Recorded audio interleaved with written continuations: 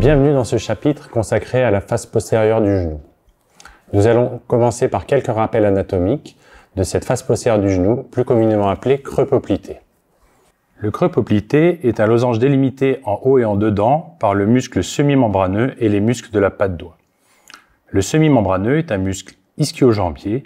Il a une insertion distale complexe, mais son tendon principal ou tendon direct s'insère sur la face postéromédiale du tibia. Pour les muscles de la patte doigt, le plus superficiel et latéral, avec la jonction myotendineuse la plus haute, correspond au semi-tendineux. En dedans, on retrouvera le gracile, puis encore plus médial, le sartorius, qui présente la jonction myotendineuse la plus basse. Ces trois terminaisons tendineuses vont venir s'insérer sur la face antéromédiale du tibia en passant en superficie de la terminaison du ligament collatéral médial. En bas et en dedans, le creux poplité est délimité par l'insertion condylienne et le corps musculaire du gastrocnémien médial. En haut et en dehors, on retrouvera essentiellement le corps musculaire et le tendon du biceps fémoral que l'on peut suivre jusqu'à son insertion sur la fibula. La partie inférolatérale du creux poplité est quant à elle délimitée par l'insertion rétrocondylienne du gastrocnémien latéral et de son corps musculaire.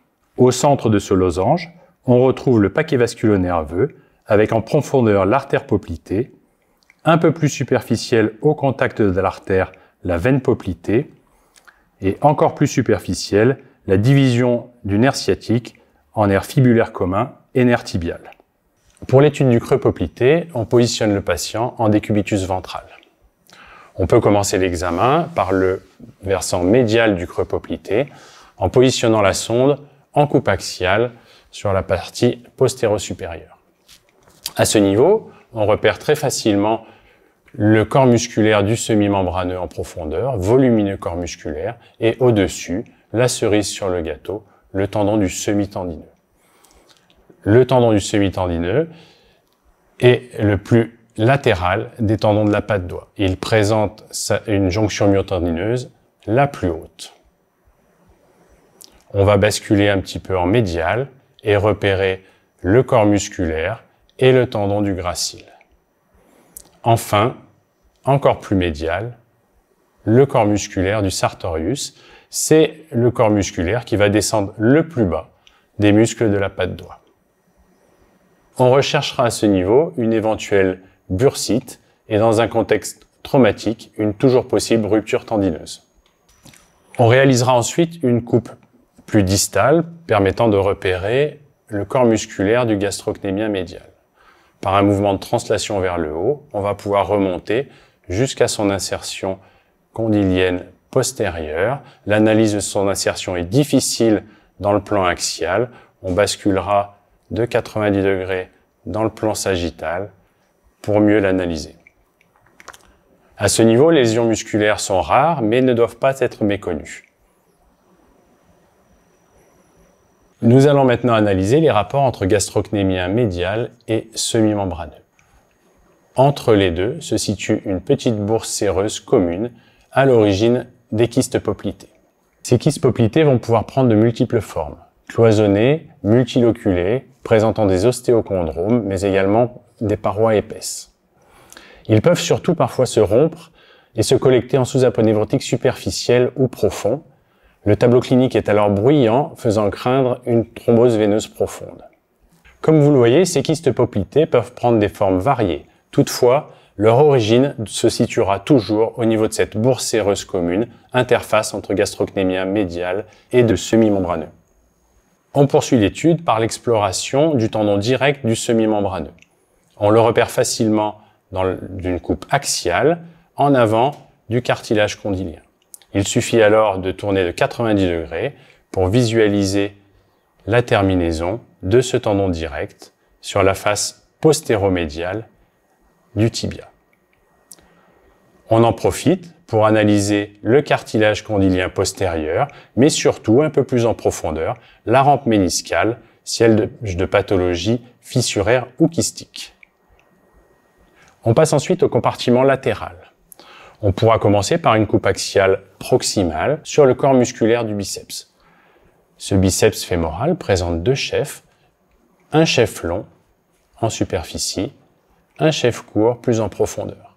Ces deux chefs vont pouvoir être suivis jusqu'à l'insertion fibulaire.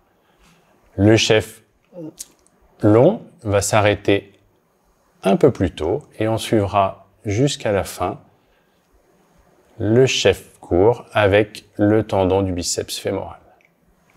Plus distal, on analysera le gastrocnémien latéral. Toujours en coupe axiale, on repère le corps musculaire au tiers supérieur du mollet et on va remonter par un mouvement de translation jusqu'à son insertion condylienne.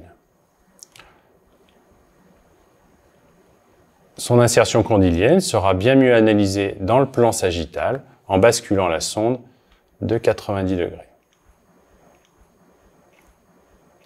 Sous ce gastrocnémien latéral, on va pouvoir repérer le corps musculaire du muscle plantaire.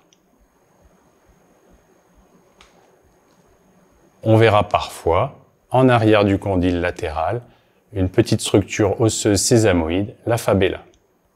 Comme pour le compartiment médial, on s'attache à bien analyser le cartilage condylien postérieur, mais également la rampe méniscale. On finit par le paquet vasculo-nerveux au centre. Toujours en coupe axiale, on va repérer en profondeur l'artère poplitée. Comme vous le voyez, la veine poplitée n'est pas visualisée en extension complète. Il faudra alors demander au patient de réaliser une petite flexion, relâcher la pression de la sonde pour voir apparaître cette veine poplitée. Notez que cette veine doit être en parfait contact avec l'artère poplitée. Toute interposition musculaire entre les deux doit faire évoquer un piège poplité. Nous allons ensuite analyser les structures nerveuses avec en superficie le nerf tibial. On va utiliser la technique de l'ascenseur pour remonter jusqu'au nerf sciatique que l'on trouve ici, sous le biceps fémoral, et redescendre ensuite pour suivre le nerf fibulaire commun sous le corps musculaire du biceps jusqu'au compartiment latéral. Ce nerf fibulaire commun va émettre une petite branche, le nerf cutané sural latéral.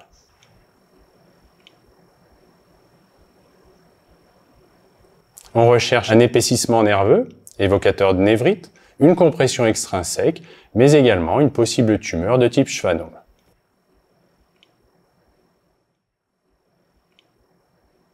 On termine enfin l'exploration de cette région centrale par une analyse plus profonde de l'échancrure intercondylienne en coupe sagittale. On va tourner la sonde de 90 degrés et repérer l'insertion tibiale du ligament croisé postérieur que l'on va pouvoir suivre sur l'ensemble de son trajet. Comme vous le voyez, l'étude du creux poplité ne doit pas se contenter de la simple recherche d'un kyste. Bon nombre de pathologies articulaires, tendineuses et musculaires sont parfaitement accessibles à l'échographie. Voilà qui conclut ce chapitre sur le creux poplité. Merci de votre attention. Voilà, j'espère que cette formation vous a plu. Je vous tiens à remercier General Electric, la société Canopée, les deux genoux de Maxime. Et maintenant, à vous de jouer.